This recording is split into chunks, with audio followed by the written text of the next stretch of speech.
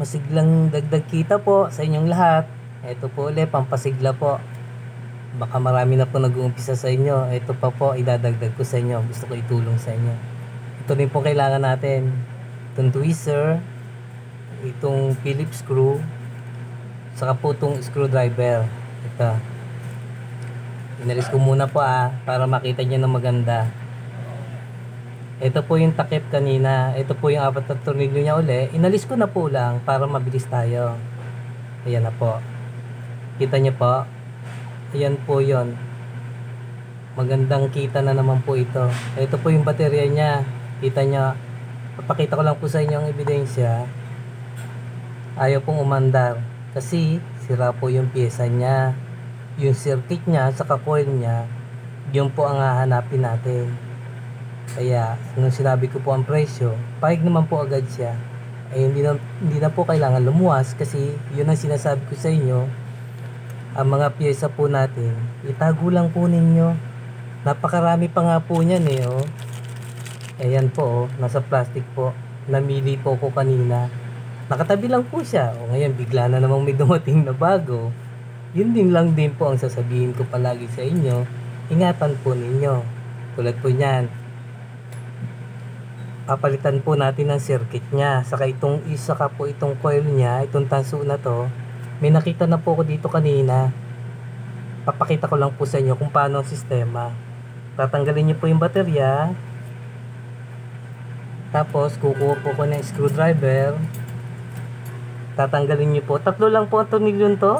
Kaya napakadali po Kung mga 10 to 15 minutes lang po, mapepera niya po agad, lalo na pagka marami po kayo nakatagong mga pyesa. Bilis lang po. Panoorin nyo lang po para magkaroon kayo ng sigla. Para meron po tayong laging pasalubong sa kanila.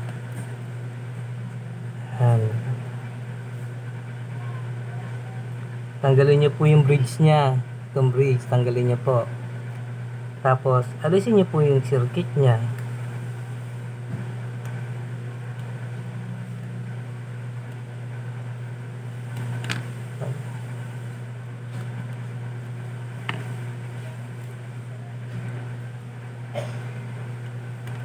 Yan. Tanggalin niyo po yung circuit niya. Ito po yung circuit niya. Kita niya. Itatabi ko lang po dito para makita niyo Yan. Tapos tatanggalin niyo din po yung sa tornilyo niyo dito sa may coil. Ito po sa may coil niya. Ito. Yung may tanso. Alisin niyo lang din po. Isa lang naman po yan. Kaya alisin niyo lang po. Pagka alis niyo, tanggalin niyo. Itabi nyo muna yung tornilyo. Tapos alisin nyo yung coil niyang sira na rin. Dalawa po kasi yung papalitan. Kaya malaki-laki po ang kikitain natin dito So, isasama ko po dun sa sira Ayan po. Ayan. Ayan po siya. Ngayon, papalitan lang naman po natin. May mga napili na nga po ako dito. Ito po. Ito yung napili ko kanina. Yung coil niya. Ito po yun. Ayun, parehas niya. Balik nyo lang po ito. Isa lang naman po yung itsura niya kasi parehong makina naman ang pinagkunan nyo ng pyesa Lagay nyo.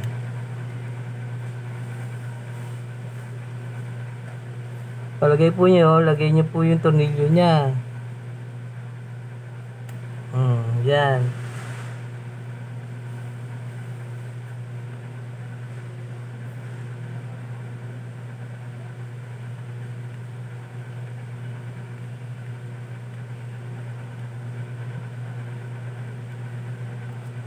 Tapos itornilyo nyo lang po siya. Itornilyo nyo lang siya. Yan. Pakanan po ang higpit niya, pakanan. Hindi nilagay nyo na po yung coil, di ba? Ngayon, nasusunod nating ilalagay ito pong circuit na napili natin. Ito po. Yan.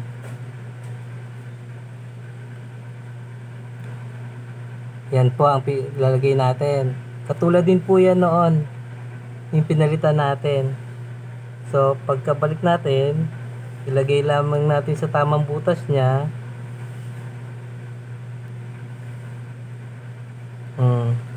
Pag nailagay na po natin, ilagay po natin yung bridge niya. Yung una natin tinanggal, yun po huli natin ibabalik. Lagay po natin.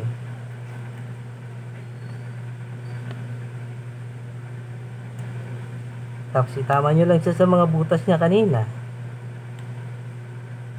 Yan. Tapos ilagay nyo lang po yung tornilyo niya. Yan. Karalan nyo po yan ha. Para yung tulong sa mga pasalubong natin araw-araw. Pagka natuwa ang customer natin, babalik at babalik po talaga.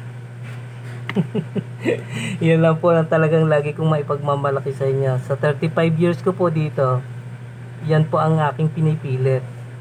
Matuwa ang customer. Yan. Pagkano nyo po, ilagay nyo naman po yung isang tornilyo. Yung isa na lang po. Doon naman sa kabila. Yan. Bali 3 tornilyo lang po siya.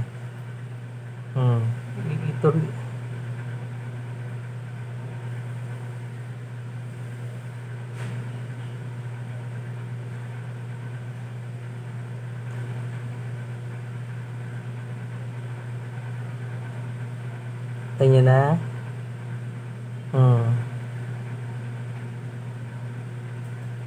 Lagayin nyo lang po yung tornilyo nya. Tapos ilak nyo po siya ng screwdriver.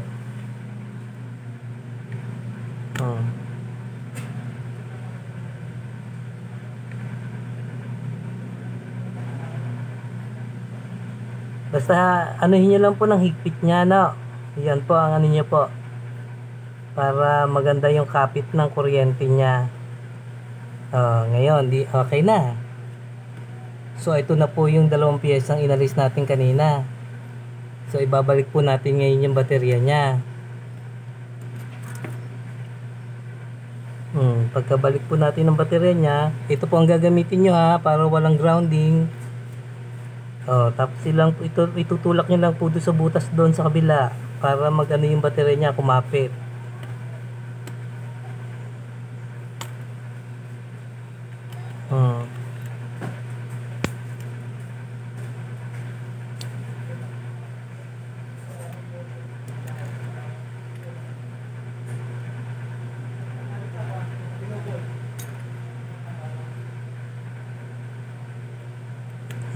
Ayan, ilagay na po natin yung baterya nya.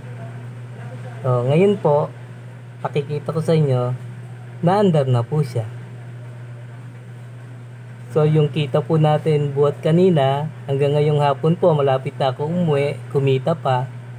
Dagdag laking kita po natin kasi 2 piyesa po ng original na 2030 ang nilagay natin piyesa.